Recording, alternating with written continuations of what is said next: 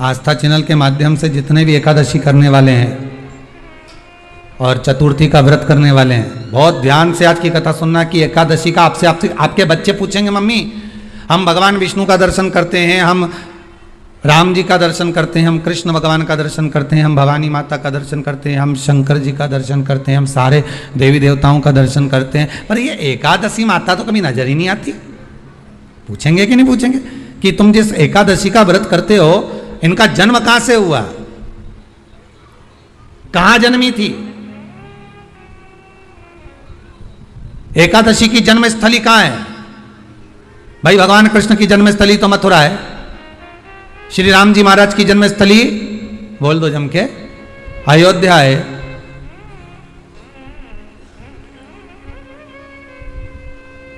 कोई आपसे पूछ ले कि एकादशी की जन्मस्थली कहां है तो आधे लोग तो बाल खुजाने में लग जाएंगे कि एकादशी आखिर पैदा कहां हुई थी, जन्म कहां लिया था, इसका जन्म हुआ कहां था, कहां जन्मी थी है।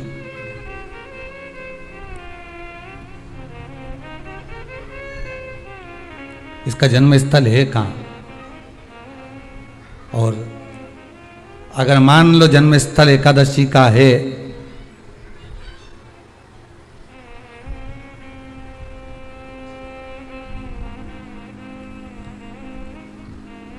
और एकादशी अगर जन्मी है, उसका जन्म हुआ है और दुनिया के लोग इतना व्रत करते हैं, उपवास करते हैं, तो फिर इसका जन्म स्थल कहां होगा? तो कहा इसका जो जन्म स्थल है वो बद्रीनाथ। कहां पर है? बद्रीनाथ। और उस बद्री विशाल में भी एक गुफा जिसका नाम है हेमवती। क्या नाम है? हेमवती। उस गुफा में एकादशी का जन्म स्थल है। बद्री विशाल में हेमवती गुफा जो 12 योजन अंदर प्रवेश करने जितनी है, 12 योजन की गुफा के अंदर, हेमवती के अंदर एकादशी का प्रगट हुआ था, एकादशी का जन्म हुआ था।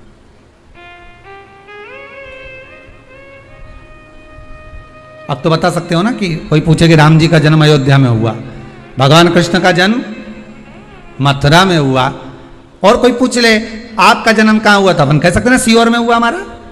और आपसे कोई पूछे कहां हुए तो कहीं इंदौर में हुए, कि देवास में हुए, कि भोपाल में हुए, कि मुंबई में हुए, कि पूना में हुए, आपका तो बता दोगे। पर बच्चे आपसे पूछ ले मम्मी तू इतनी एकादशी का व्रत करती है, एकादशी का तू व्रत करती है और सबको करा देती है कि बल्लभ कुल की एकादशी करो, भले बकरी जैसे चरो पर एकादशी करो, और सबको एकादशी कराया, तो कोई पूछ ले कि एकादशी का जन्म कहां हुआ था, तो आप कह सकते हो कि बद्री विशाल में, हेमावती में, बद्री विशाल के हेमवती गुफा के अंदर जो 12 योजन की गुफा है, उस गुफा में एकादशी का जन्म हुआ है। कब हुआ?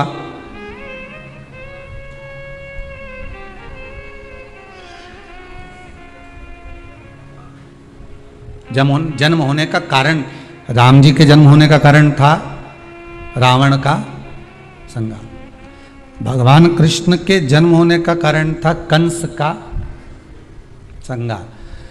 नरसिंह भगवान के जन्म होने का कारण, प्रकट होने का कारण था हिरण्यकशिपु का संहार। वराह भगवान के प्रकट होने का कारण था कि पृथ्वी को जल पर लाकर ठहराना, हिरण्याक्ष का संहार।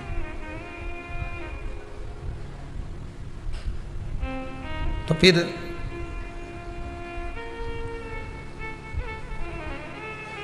इसके जन्म का कारण क्या है? तो कहा इसके जन्म का केवल एक कारण है। सतयुग में, अब एक और बात का बहुत ध्यान दीजिएगा महाराज, सतयुग एक बार नहीं हुआ कि तुम सोचो कि सतयुग के बाद में द्वापर, त्रेता आ गया, त्रेता के बाद द्वापर आ गया, द्वापर के बाद कलयुग आ। एक सतयुग नहीं है, एक त्रेता नहीं है, एक द्वापर नहीं है, ना जाने कितने कितने सतयुग निकल गए, ना जाने कितने कितने द्वापर, त्रेता, कलयुग, ना जाने कितने निकल गए।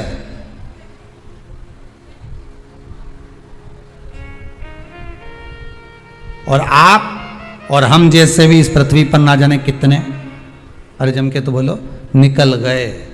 पृथ्वी वहीं की वहीं है, जिस मकान में रहते हो वो मकान भी वहीं की वहीं है, बस कभी कभी एकदम प्लाट हो जाता है, फिर उस पर वापस बन जाता है, फिर क्लीन, फिर बन गया, फिर क्लीन, फिर बन गया। ना जाने कितने कितने कितने कितने जन्म हम ले चुके हैं और हमारे भी आगे कजन कितने जन्म होते रहेंगे। जमीन वहीं की वहीं रह जाएगी और अपन चले जाए, बस वो जगह वहीं रह गई। जो पहले परदादाजी की थी दादाजी को मिल गई, दादाजी की थी पिताजी को मिल गई, पिताजी की थी उनके बेटे को मिल गई, उनके बेटे से उनको बेटों को मिल गई। मिलते मिलते मिलते मिलते कब वो जमीन भी बिक गई समय की अवस्था में, फिर दूसरे की हो गई और हम सोच कर रह गए कि ये हमारा है, हम इसके लिए लड़ाई करें, झगड़ा करें। हम केवल इस जमीन के लिए, जरा सी प्रॉपर्टी के लिए अदालत में खड़े, अपना समय बर्बाद कर दिया और जो पाना था वो छोड़ दिया।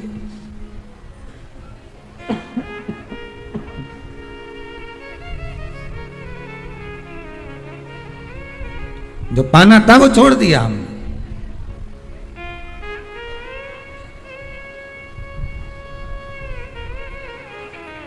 असली रजिस्ट्री तो ये शिव महापुराण की कथा है, जिसमें बैठकर आप 3 घंटा भगवान की भक्ति को जो धारण कर रहे हो, 3 घंटा जो भगवान की कथा को आप श्रवण कर रहे हो, 3 घंटा जो भगवान की भक्ति में आप डूबे हुए हो, 3 घंटा जो भगवत स्मरण में आप लगे हुए हो, बस यही असली रजिस्ट्री है, यही वहां काम आने वाली है। इसके सिवाय कुछ काम नहीं आएगा। धन दौलत माल खजाना सब पड़ा की पड़ा रह जाना,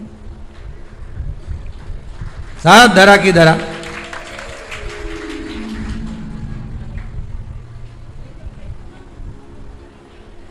रह गया। वो एक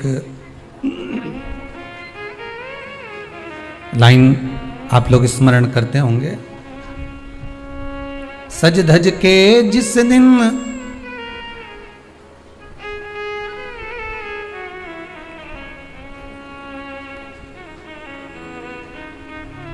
सज धज के जिस दिन मौत की शहजादी आएगी, न सोना काम आएगा न चांदी आएगा।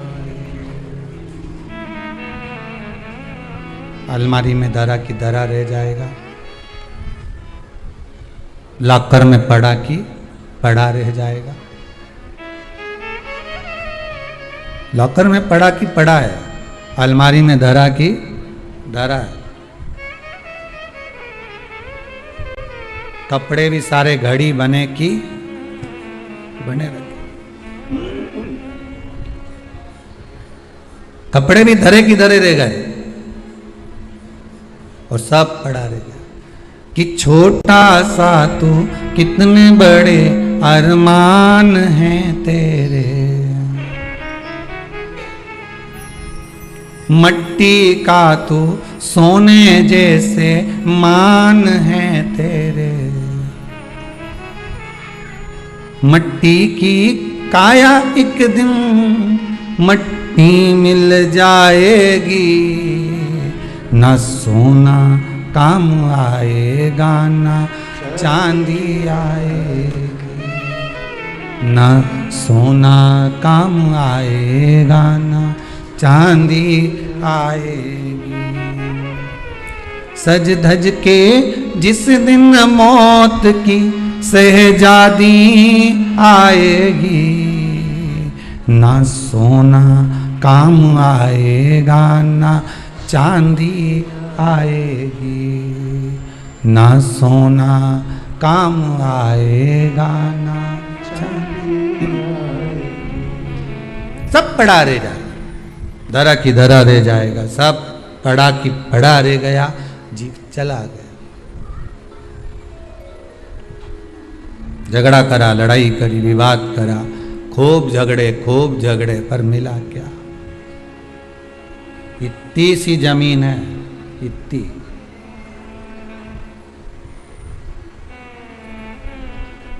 मिल भी गई, हो गया, मान लो तुमको मिल गई लड़ाई झगड़ा में।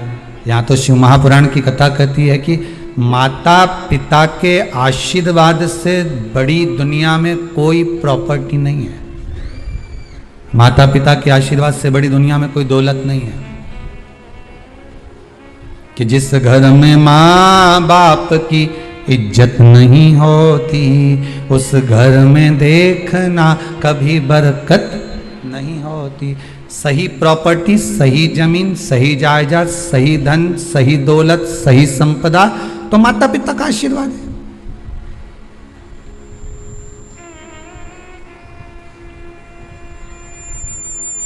सही दौलत तो वही है, सही जायदाद तो वही है। अब प्रयास करना एकादशी के दिन कोई पत्ती ना टूटे। अगर आपको तुलसी के दल की भी जरूरत है तो आप दूसरे से कह सकते हो कि मुझे तुलसी का दल ला दे, पर मेरे हाथ से मैं किसी को कष्ट ना दूं। कितने तपबल से एकादशी की उत्पत्ति हुई है, कितने तपबल से। महाराज सतयुग एक नहीं आया, ना जाने कितने सतयुग आ गए। द्वापर एक नहीं आया, ना जाने कितने द्वापर। त्रेता एक नहीं, ना जाने कितने त्रेता। कलयुग ना जाने कितने हुए, और अपने जैसे भी ना जाने कितने। तो कभी कभी तुम अहंकार भी मत करना। अपने भीतर ये अभिमान नहीं आना चाहिए कि आपके बराबर कोई दान नहीं कर सकता। किसी के भीतर ये अहंकार ना आए कि हमारे बराबर कोई ये नहीं कर सकता, हमारे बराबर ये कोई बोल नहीं सकता, हमारे बराबर ये कोई होड़ नहीं कर सकता। नहीं नहीं, अहंकार को छोड़ दो।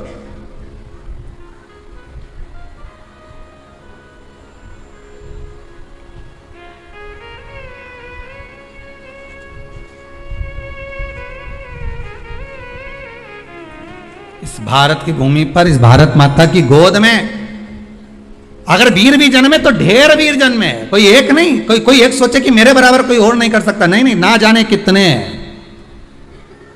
इस भारत माता की गोद में अगर दानी भी जन्मे तो ना जाने कितने। कोई ये ना सोचे कि मेरे बराबर कोई दान नहीं कर सकता।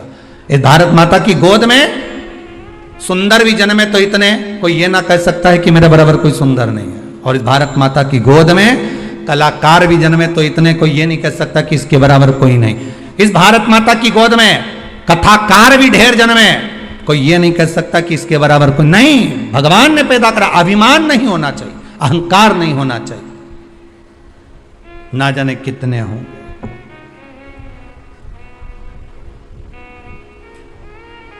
ना जाने कितने।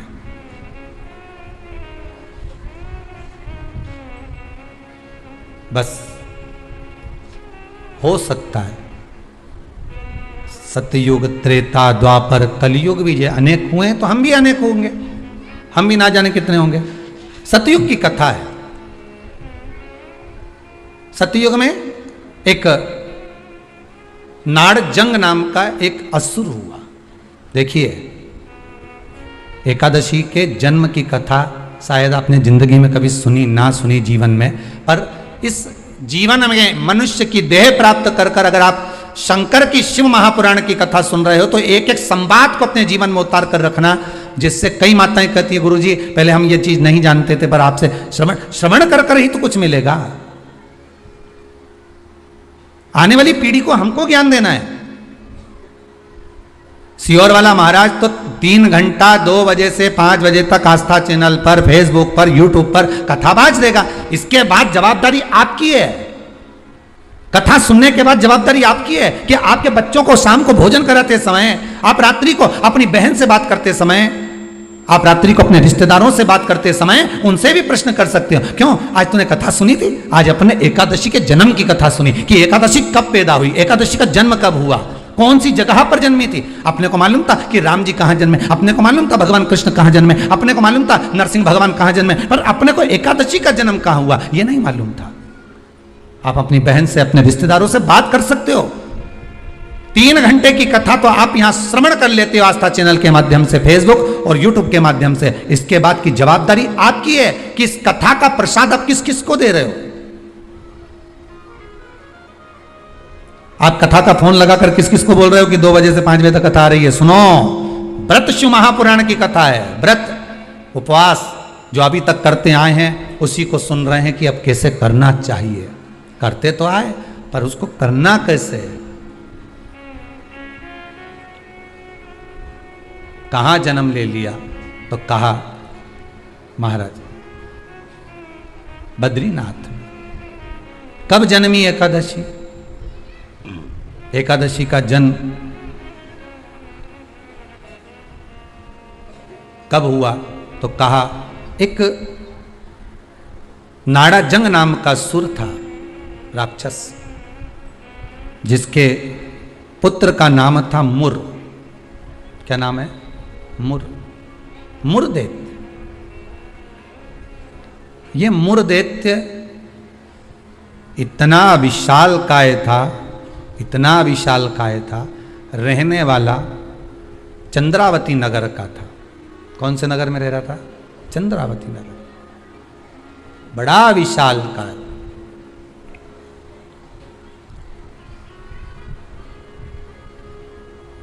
इसमें बल इतना था, इतना बल था कि एक दिन मुरदैत्य ने तप साधना कर कर, दान पुण्य कर कर, स्मरण कर कर सारा पुण्य अपने खाते में रख लिया। आपको कल कथा में कहा था, उद्यापन करना मतलब उतने व्रत का पुण्य अपने खाते में जमा कर लेना, फिर वो समाप्त नहीं हो सकता। उस पर सील ठप्पा लग गया मतलब ये प्रॉपर्टी तुम्हारी हो गई। उद्यापन करना मतलब ये इतने व्रत तुम्हारे खाते में चले गए। अब ये व्रत तुम किसी को ना तो कहीं जा सकते ना छिन्न हो सकते, क्योंकि उसका तुमने उद्यापन कर दिया, उस पर सील ठप्पा लग गया, उसकी रजिस्ट्री हो गई, वो आपका हो गया।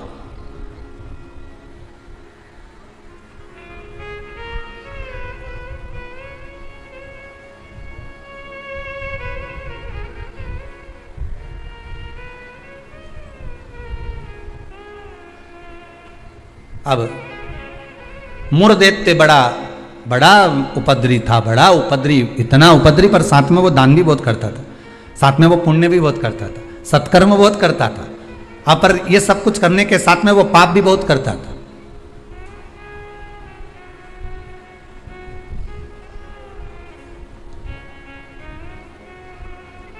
बहुत पाप करता था, पुण्य के साथ में पाप भी बहुत करता था। होता है व्यक्ति पुण्य के साथ में पाप कर भी देता है। शंकर जी के मंदिर में लोटा भर के पानी चढ़ाने गया और मन में विचार कर कर गया, बताओ अपने आप को कैसी इतर आ रही है। दूसरे को देख के अपन तुरंत उसी समय पे पाप कर लिया। बताओ अपने आप को कितनी इतर आ रही। अरे अरे वो इतरा रही, इतरान दे, तू तो अपना शंकर जी के जल चढ़ाने, हरि ओम बोलने, नमः शिवाय बोलने, अपने घर जा। तेरे को क्या करना कि इतरा रही ने कहीं कर रही, वो करे करे करना। तुम तो शंकर जी भजो, शिव नाम जपो, शंकर का स्मरण करो और भगवान का भजन करके अपने घर जाओ बस। पर मुरदैत्य पुण्य भी करता था तो पाप बहुत करता था। इतना पाप कर्म था, इतना पाप कर्म था कि वो घबराए नहीं, बस पाप ही पाप में लिप्त हो जाए। समय आया, एक बार ये मुरदैत्य पहुंच गया अमरावती, अमरपुर, भगवान वैकुंठ अधिपति के उस भवन में जहां 33 कोटि देवता सदा विराजमान रहते हैं। ऐसे सुंदर आनंद में भगवान के धामों में पहुंच गया और जिस इंद्रलोक में जाता तो इंद्र को पकड़कर जमीन पर फेंक देता। अब बहुत अच्छे से सुनिएगा महाराज, देवता ऊपर जब युद्ध करते थे और युद्ध के मैदान से नीचे गिरते थे तो मृत्यु लोक में नहीं आते थे। कहां नहीं आते थे? मृत्यु लोक में। पर मुरदैत्य इतना बलवान था कि देवताओं को जब पकड़कर फेंकता था तो किसी लोक में नहीं जाते थे, मृत्यु लोक में ही जाते थे। अब बल देखिए कितना प्रबल होगा। कोई लोक नहीं, ऊपर से फेंका तो डायरेक्ट नीचे।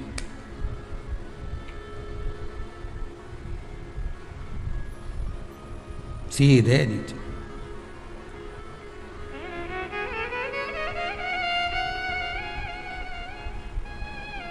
जितने लोक उतने देवता, और जितने लोक उतने देवता। अब इसने सोचा इतने सारे देवताओं को अलग अलग गिराने कब तक जाऊंगा, तो इसने क्या करा, आज चढ़ गया सारे लोकों पर और लोकों पे चढ़कर जो नृत्य करना प्रारंभ करा, जम जम के नाचना, तो सारे लोक हिलने लगे और जितने उसमें 33 कोटि देवता रह रहे थे सब मृत्यु लोक में गिर गए। अब सारे लोक में किसका राज्य हो गया? जम के बोलिए जरा, उस मुरदैत्य का। सारे लोग खाली। मूर्दैत्य का राज्य।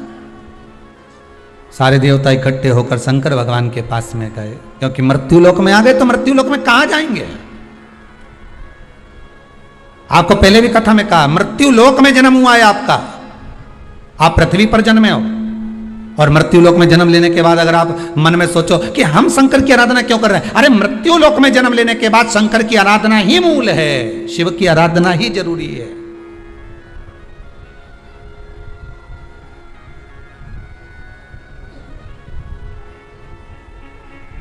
कहां जाएं, किससे कहें। बैकुंठ लोक के अधिपति भगवान विष्णु, ब्रह्मलोक के अधिपति भगवान ब्रह्मा, इंद्र लोक के अधिपति इंद्र, यमलोक के अधिपति यम, मृत्यु लोक के अधिपति महादेव है, भगवान शिव है। और अगर आप मृत्यु लोक में रह रहे हो तो आपके जीवन में अगर दुख है, तकलीफ है, कष्ट है, रोग है, बीमारी है, तकलीफ में हो तो शंकर की शरण में जाइए। सारे 33 कोटि देवताओं का चरित्र एकादशी के जन्म की कथा कर रही है, पद्म पुराण की कथा कर रही है, स्कंद पुराण की कथा कर रही है, शंकर की पावन कथा कर रही है कि देवता जब मृत्यु लोक में आ गए और मृत्यु लोक में आने के बाद उनको जब कष्ट हुआ, किसी देवता के पास नहीं गए, सबसे पहले शंकर जी के पास गए, क्योंकि जो करीब में होता है उसी को पुकारा जाता है। एक बहू पूना में रह रही है और एक बहू तुम्हारे साथ में रह रही है और तुम्हारा पेट दुखे या चक्कर आ रहे हैं तुमको, तो क्या पूना वाली को फोन लगा के बोलोगी बहुत चक्कर आ रहे हैं?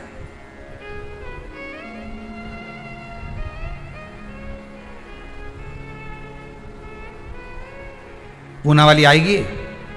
अरे बोलो जम के तो बोलो। मुंबई वाली आएगी? भाई इंदौर वाली जो जहां रह रही है वो नहीं आएगी। और जो जिससे कहना था उससे तो कहा नहीं, जो पास में रह रही है, जरा सी देर में आवाज लगा देती, दरवाजा बड़क देती, घंटी बजा देती, चिल्ला कर बोल देती, फोन कर देती, आवाज लगा देती और कह देती बेटा जल्दी आप बहू दौड़ कर आ, दौड़ कर आ, दौड़ कर आ। बोलो आती कि नहीं आती?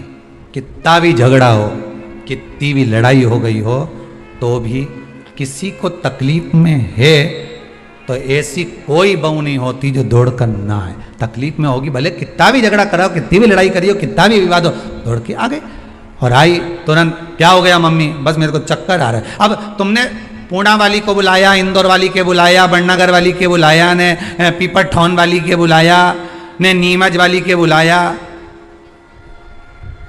सब क्या बुलाया तुमने, पर तुमने उसको नहीं बुलाया जो पास में थी।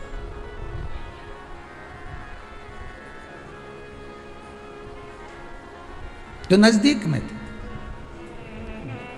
मृत्यु लोक में जब देवता नीचे गिर गए तो इनके नजदीक में कौन थे? भगवान शंकर।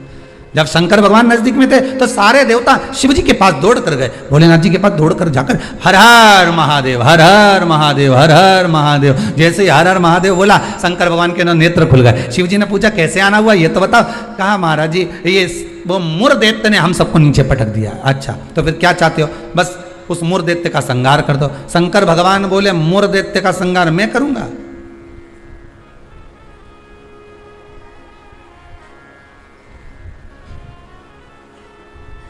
मैं नहीं कर सकता। क्यों?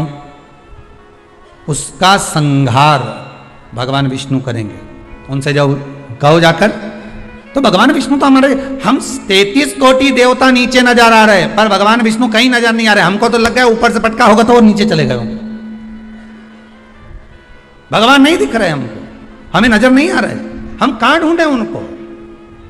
ये हमारी दृष्टि है। हमारी दृष्टि से भगवान को हम देखने का प्रयास करेंगे ना, भगवान नहीं मिल सकता। भगवान को पाने के लिए भीतर की दृष्टि चाहिए, आत्मा की दृष्टि, मन की दृष्टि चाहिए। हमारी दृष्टि पे तो चश्मा लगा होता है, ब्लैक कलर का लगा है तो ब्लैक दिखेगा, नीला लगा है तो नीला, पीला लगा है तो पीला, हरा लगा है तो हरा। उसी तरह हमारी दृष्टि पे चश्मा लगा है, कामी होगा तो कामी दिखेगा, लोभी होगा तो लोभी दिखेगा। चोर को चोर नजर आता है, साहूकार को साहूकार नजर आता है, बेईमान को बेईमान नजर आता है, ईमानदार को ईमानदार नजर आता है, धर्मात्मा को धर्मात्मा नजर आता है, पुण्यात्मा को पुण्यात्मा नजर आता है, साहूकार को साहूकार दिखेगा, ईमानदार को ईमानदार दिखेगा, ढोंगी को ढोंगी नजर आएगा, पापी को पापी नजर आएगा, कपटी को कपटी नजर आएगा। आप जैसा चश्मा लगाए होगे सामने वाला व्यक्ति वैसा नजर आएगा। आप अपनी आंखों का इलाज अच्छा करवाओ, सामने वाला व्यक्ति अपने आप ही अच्छा नजर आने लगेगा, अपने आप। हमारी सास तो हमेशा हमारा बुरा ही सोचती है। सास बुरा नहीं सोचती, चश्मा गड़बड़ हो गया, समझ गए? अरे बोलो तो, समझ गए ना? चश्मा गड़बड़ हो गया मतलब दृष्टि गड़बड़ हो गई। हमने देखा हमारी सास हमारा बुरा सोचती है, मतलब बुरे हम हैं, हम सोच रहे हैं बुरे। अगर अच्छा सोचते तो कह देते हाँ है तो सास ना, इन्होंने मेरे पति को जन्म दिया है, और मेरे पति को जन्म दिया। जब पति इतना प्रेम से मेरे से व्यवहार करे तो सास क्यों व्यवहार खराब करेगी? अरे बोलो तो, करेगी?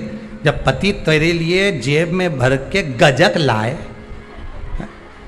कुरकुरा लिया है, चिप्स लिया है, तब तूने एक बार भी नहीं किया कि बताओ मेरा क्या जो, तो कहे पति अच्छा है पर सास बुरी? नहीं नहीं, दृष्टि हमारी बुरी है, उसमें हमें सामने वाला व्यक्ति गलत नजर आ रहा है।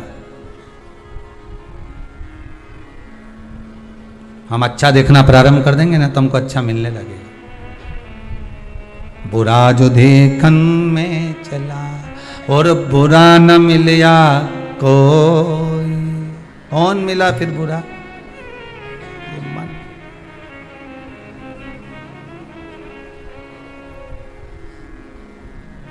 इस मन को बुरा कहा। मैं नहीं मार सकता मुर्देत्य को, भगवान विष्णु मारेंगे। भगवान विष्णु कहाँ मिलेंगे? क्षीर सागर में शयन कर रहे हैं, जाइए। सारे देवता पहुंच गए क्षीर सागर। प्रभु कृपा करिए। भगवान विष्णु ने पूछा क्या हुआ? वो मुर्देत्य ने आक्रमण कर रखा है, सबको उठा उठा के पटक दिया, एक भी नहीं बचा, सारे लोग खाली पड़े। अच्छा फिर मां कौन बैठा? तो क्या मुर्देत्य बैठा अकेला? हो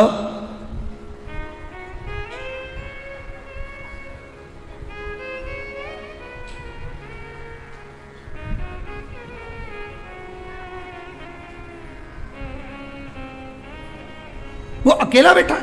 हाँ, भगवान विष्णु बोले आप चिंता मत करो, चलो चलो हमारे साथ। चंद्रावती नगर पर सारे 33 कोटि देवता आक्रमण कर दो।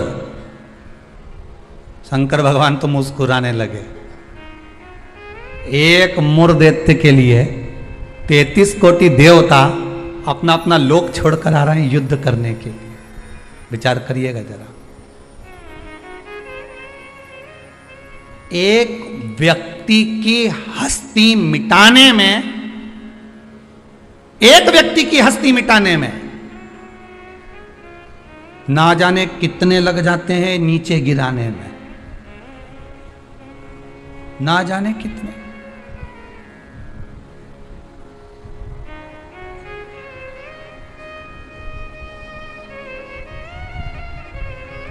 जब व्यक्ति मर जाता है तो दुनिया के लोग रोते हैं, बेचारा मर गया।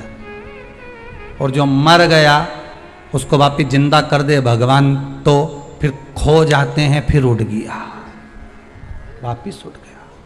फिर ना जाने कितना मेहनत करेगा, कितना कमाएगा, ना जाने कितनी बिल्डिंग बना लेगा, ना जाने कितना धन जोड़ लेगा, खो गए।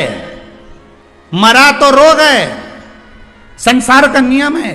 एक व्यक्ति की मुर्दैत्य की मात्र हस्ती को मिटाने के लिए सारे आ गए, पर 33 कोटि देवता 15 मिनट नहीं लगे मुर्दैत्य को। 15 मिनट में मुर्दैत्य ने सारे देवताओं को हिला दिया, भाग गए।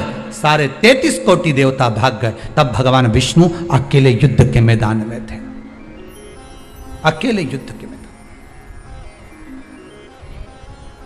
और अकेले भगवान विष्णु जब युद्ध के मैदान में युद्ध प्रारंभ करा, भगवान ने उठाया सुदर्शन चक्र और भगवान ने उठाकर सुदर्शन चक्र को फेंका। मुर्दैत्य के जितने जितने असुर थे, जितने राक्षस थे, सबका संहार करने के लिए फेंका।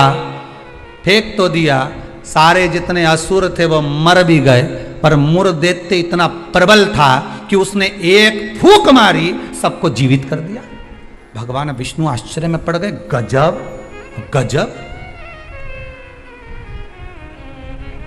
ये एकादशी के जन्म की कथा है।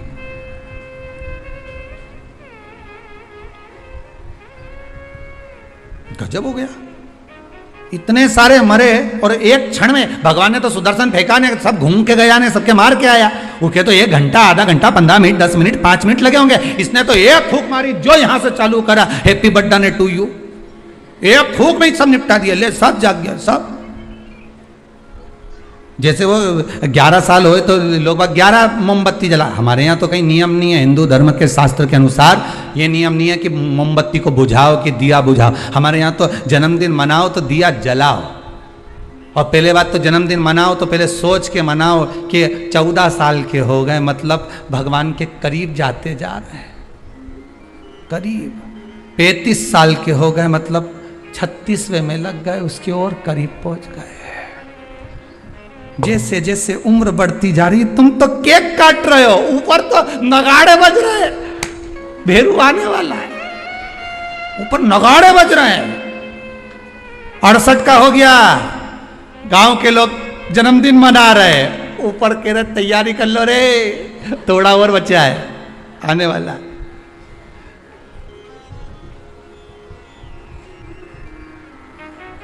कई लोग पूछते हैं तो गुरुजी क्या हम जन्मदिन नहीं मनाए? हमने कहा मनाओ। तो आप तो ऐसा बोलते हो। हमने कहा जन्मदिन मनाना मतलब हम तो समझ जाते हैं कि ये जन्मदिन इसलिए मना रहे हो क्योंकि तुम्हें खुशी है भगवान के पास जाने की, इसलिए मना रहे हो कि अब हम भगवान के और करीब हो गए, हम और करीब हो गए, हम और करीब हो गए। अरे जन्मदिन आता जाए तो विचार करते जाओ कितने साल निकल गए। ना राम नाम लीनो ओ तूने भरी जवानी में, तो डूब के मर जा रे चुल्लू भर पानी में। अरे काहे जन्मदिन मनाओ तो विचार करिए कि हमारा जन्मदिन हम क्यों मना रहे हैं, किस लिए मना रहे हैं, कहाँ जा रहा है, हमारा समय निकले चले जा रहा है। ना राम गाए, ना कृष्ण गाए, ना शंकर का स्मरण करा, यूं ही गवा दिया। और बच्चा कुचा था तो जन्मदिन आदि रात को मेन रोड पे गाड़ी को खड़ा करके बोनट पे केक रख के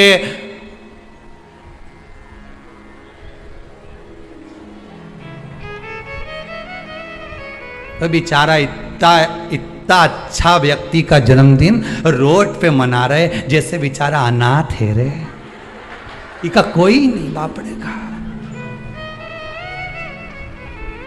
उसके घर में उसकी मम्मी है, उसके घर में उसके पिताजी हैं, उसके घर में उसका भाई है, उसके घर में पूरा परिवार है, और जन्मदिन कहां मना रहे? रोड पे, हैप्पी बर्थडे टू यू, क्योंकि अनाथ है तो जन्मदिन रोड पे मन रहा है। अगर अनाथ नहीं होता तो जन्मदिन उसके माता पिता को खड़े रखकर मनाते हैं कि इस माता ने जन्म दिया है तेरे जैसे बेस्ट फ्रेंड को, इसको जन्म दिया है, इस माता ने मेरे दोस्तों को जन्म दिया। खुश होते कि माता पिता ने जन्म दिया। सबसे पहले जन्मदिन पर अगर पूजन करना है तो माता पिता के गले में माला पहनाओ कि इनने तुम्हें जन्म दिया है, तुम्हारे जैसा व्यक्ति इसने पैदा किया है, तुम्हारे जैसे जीव को इसने जन्म दिया है। तुम्हें जो दोस्त मिला, तुम्हें जो फ्रेंड मिला, जो तुम्हें, समझ गए,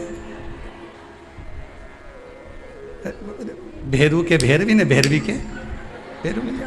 तो जिसने जन्मदिन की खुशी उनके सामने मना।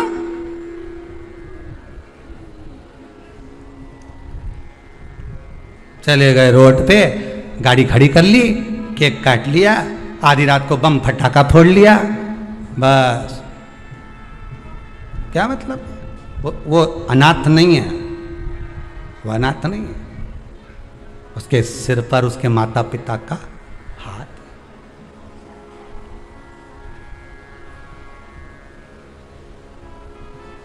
ने एक फूंक मारी केक की,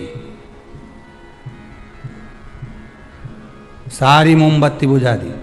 और इस मुर देखते ने एक फूंक मारी ने जितना गिरा पड़ा था नहीं सब के जगा दिया एक ही में।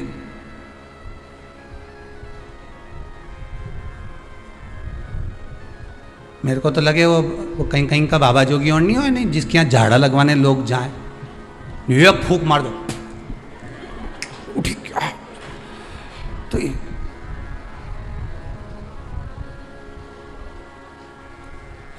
देख क्या एक फूंक में उठ गया। तो जो उठा उससे पूछा कितना समय से बीमार पड़ा था ने महाराज जी ने एक फूंक मारी ने उठ गया। वो बोला फूंक से उठा नहीं हूं, महाराज जी के मुंडा में ऐसी बदबू आई रही थी, एक बार में उठ गया।